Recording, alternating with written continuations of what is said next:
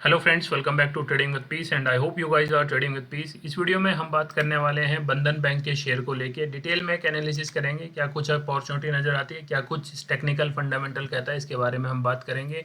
आपकी क्या राय है ज़रूर कमेंट में बताना। और ये कोई सेल और बाय रिकमेंडेशन नहीं है, एनालिसिस समझ आती है आपको then you can back test और उसके बाद आप अपना कोई भी ट्रेड इनिशिएट कर सकते हैं। तो ये हमेशा के लिए रहता है, हर बार मैं अपने चैनल पे यही बोलता हूँ। और जो मेरे पुराने सब्सक्राइबर हैं प्लीज़ वीडियो को लाइक और अपना जो भी आपकी राय बनती है एनालिसिस के बाद ही बताना, तो हम उस पर बात करेंगे। तो ये अभी मैंने 4 आवर्स के टाइम फ्रेम पे चार्ट खोला हुआ है। 183 का इसका भी प्राइस दिख रहा है और अभी हमें लग रहा है कहीं कि एक क्या ये लो बन चुका है 167 और इसके ऊपर क्या कुछ नज़र आता है।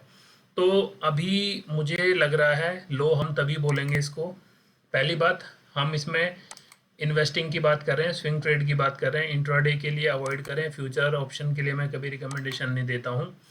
तो इस रेंज से जब ये स्टॉक ऊपर गया है, 4 आवर्स के टाइम फ्रेम पे है ये। अगर मैं इसको 1 डे पे दिखाता हूं तो यहाँ पे आपको क्लियर एक समझ आएगा कि यहाँ पे बनी तो एक बहुत ही नेगेटिव कैंडल थी, बट जो ये कैंडल है हमारी 28-10 वाली, इसने एक अच्छा इसको ब्रेक करके अच्छा एक अपना स्ट्रेंथ दी है। तो ये अगर हम इसे चार्ट को छोटा करते हैं तो यहाँ इस रेंज पे हमें नज़र आता है कि जो लेवल हमने अभी 4 आवर्स के टाइम फ्रेम पे ड्रॉ किया था, ये मल्टीपल टाइम टेस्ट हो चुका है।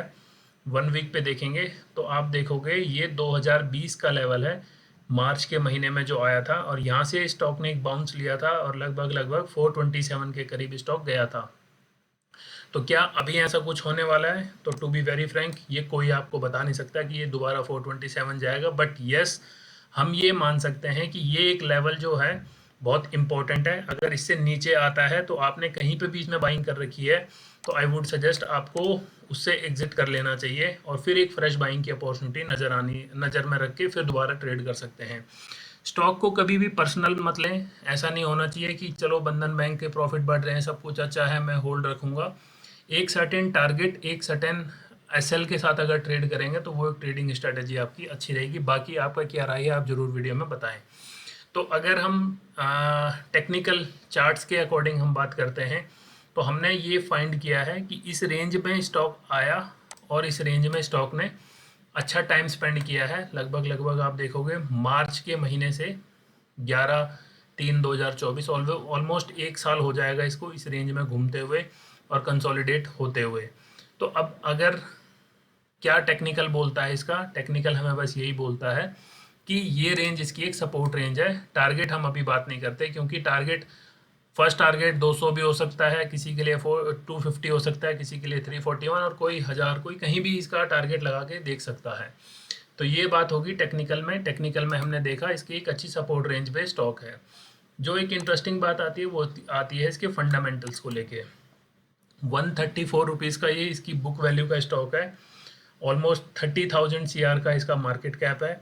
और ये रिजर्व और डेट आपके सामने है, इनके डेट हमेशा रहते हैं क्योंकि ये लैंडिंग का काम करते हैं, बैंकिंग का काम है इनका।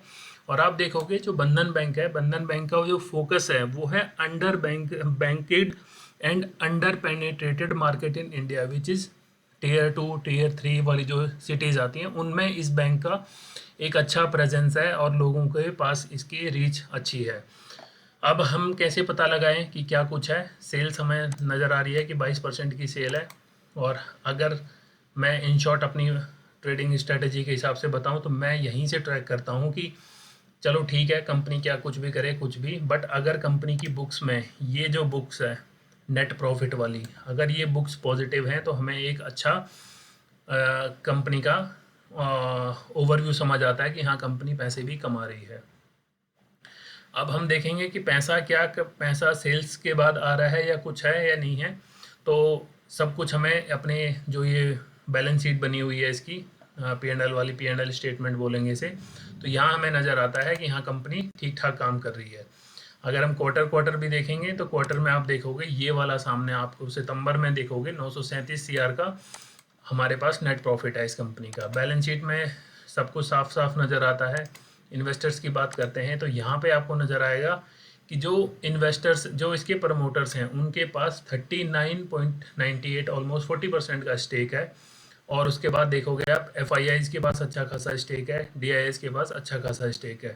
तो जब बड़े इन्वेस्टर्स की नज़र इस स्टॉक पे है, और ये कौन है वो बड़े वाले इन्वेस्टर्स, ये आप देख सकते हो, इसमें अलग अलग दिख रहे हैं कि किसने कितना अपना स्टेक बेचा, कितना खरीदा। और ऐसी सेम DIS का भी देख लेते हैं हम।